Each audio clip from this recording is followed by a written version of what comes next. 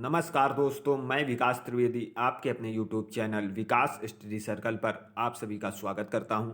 दोस्तों, हिस्ट्री की क्लास में हम लोग विजयनगर साम्राज्य पर चर्चा कर रहे थे, जिसमें कल की क्लास में हम लोगों ने संगम राजवंश के बारे में जानकारी प्राप्त की थी, जिसमें हमने आपको बताया था दोस्तों कि विजयनगर साम्राज्य की स्थापना 1336 ईस्वी में हरिहर एवं बुक्का नामक दो भाइयों ने की थी। और अगर हम बात करें दोस्तों संगम वंश के अंतिम शासक, तो संगम वंश का अंतिम शासक विरूपाक्ष द्वितीय हुआ।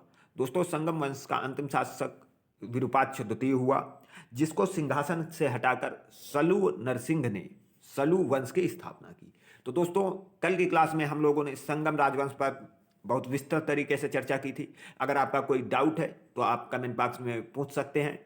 तो दोस्तों, संगम राजवंश का अगर टाइम पीरियड की बात करें तो 1336 से स्टार्ट होके और 1485 ईस्वी तक चला, और 1485 ईस्वी में संगम वंश के अंतिम शासक विरूपाक्ष द्वितीय को सिंहासन से हटाकर नरसिंह सलू ने सलू वंश की स्थापना की। और आज की क्लास में हम लोग सलू वंश के बारे में जानकारी प्राप्त करेंगे। दोस्तों, ये विजयनगर साम्राज्य का दूसरा राजवंश है सलू वंश।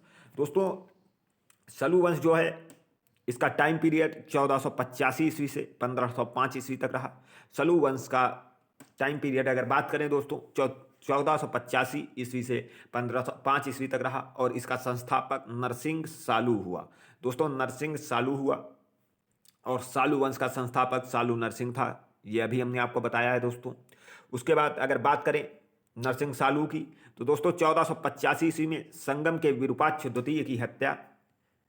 दोस्तों, अभी हमने आपको बताया था कि 1485 में सिंहासन से हटाकर नरसिंह सालू ने सालू वंश की स्थापना की थी।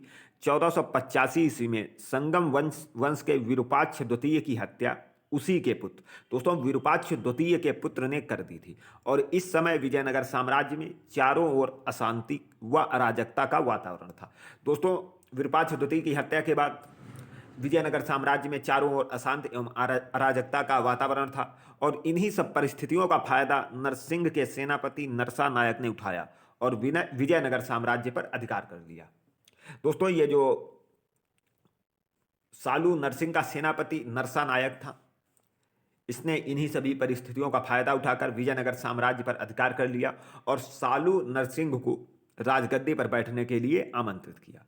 तो दोस्तों, सालू नरसिंह, अगर आगे हम बात करें सालू नरसिंह की, तो दोस्तों ये सालू नरसिंह का टाइम पीरियड 1485 ईस्वी से 1491 ईस्वी तक रहा। यानी दोस्तों, इसने 6 वर्षों तक शासन किया है सालू नरसिंह ने। सालू नरसिंह ने दोस्तों विजयनगर साम्राज्य में दूसरे राजवंश सालू वंश की स्थापना की। तो दोस्तों, ये विजयनगर साम्राज्य का दूसरा राजवंश था। उसके बाद आगे देखते हैं दोस्तों, अपने 6 वर्षीय शासनकाल में सालू ने राज्य में व्याप्त आंतरिक विद्रोहों को समाप्त करने का प्रयत्न किया।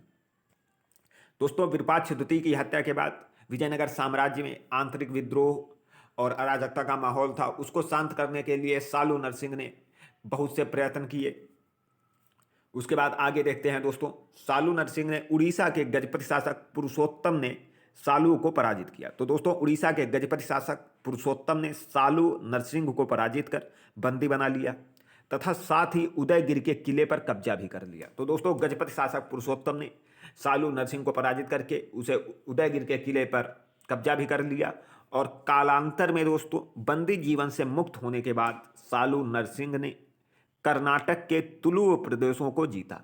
दोस्तों, अब अगली क्लास में हम लोग तुलु राजवंश पर चर्चा करेंगे। तो तुलु प्रदेशों को जीता किसने? तो सालू नरसिंह ने बंदी जीवन के बाद, आज़ाद होने के बाद दोस्तों, बंदी जीवन से मुक्त होने के बाद इसने कर्नाटक के तुलु प्रदेशों को जीता। उसके बाद दोस्तों इसने अरब से होने वाले घोड़ों के व्यापार को पुनः प्रारंभ किया। सालू नरसिंह ने 1491 ईस्वी में सालू नरसिंह की मृत्यु हो गई। दोस्तों, 1491 में सालू नरसिंह की मृत्यु हो गई, और सालू की मृत्यु के बाद अल्पकाल के लिए उसके बड़े पुत्र इतितम्मा, दोस्तों सालू की मृत्यु के बाद अल्पकाल के लिए उसके बड़े पुत्र इतितम्मा ने नरसा नायक के संरक्षकत्व में शासनभार ग्रहण किया। तो दोस्तों, इतितम्मा का संरक्षक नरसा नायक, जो सालू नरसिंह का सेनापति था, उसके संरक्षक में इतितम्मा बहुत ही अल्प समय के लिए शासक बना। उसके बाद आगे देखते हैं दोस्तों इमाड नरसिंह देव।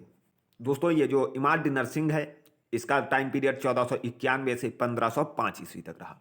दोस्तों यह सालू नरसिंह का छोटा पुत्र था और इसकी अल्प वयस्कता का लाभ उठाकर इसके संरक्षक नरसा नायक ने, दोस्तों यह जो इमाड नरसिंह था यह सालू नरसिंह का छोटा पुत्र था और इसकी अवयस्कता का लाभ उठाकर इसके संरक्षक नरसा नायक ने उचित मौके पर संपूर्ण उत्तर भारत पर अधिकार कर लिया और स्वयं शासक बन गया।